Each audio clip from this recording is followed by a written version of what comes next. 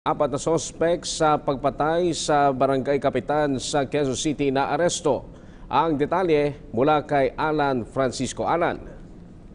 Ralph, natukoy na nga ng Quezon City Police District o QCPD ang apat na suspect na sangkot sa pamaril kay Barangay Bagong Silangan na Chairwoman Crisel Beltran at sa driver nito na si Melchor Salita. Ipinresenta ito sa media sa pangunguna ng NCRPO Chief Guillermo Elazar, QCPD Chief Joselito Esquivel at iba pa.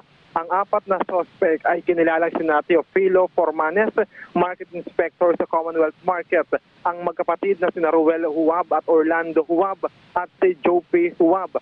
Paliwanag ni Esquivel, si Formanes ang unang naaresto sa isang follow-up operation noong February 1, 2019. Nakuha rin dito ang 9mm pistol at bala at motorsiklo. Mismong si Formanes ang tumukoy sa mga kasabwat nito. Nakuha rin sa mga ito ang caliber 9mm pistol na may mga bala at iba pa. Sa mismong pag-aresto, 3 pang mga tao o personalidad ang naaresto dahil sa nilay obstruction of justice. Ito ay sina Miguel Huwab, Mangmang Rasha at Boy Fernandez. Samantala, nagalit naman Ralph ang mga kaanak ng pinasilang na kapitana matapos nilang pagbawalan sila ng QCPD na dumalo sa mismong presentasyon ng mga suspect sa media.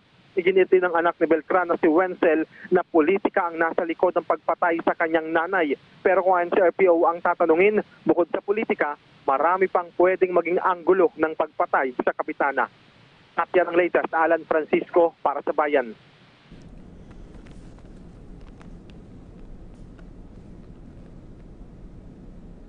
Maraming salamat sa iyo, Alan Francisco.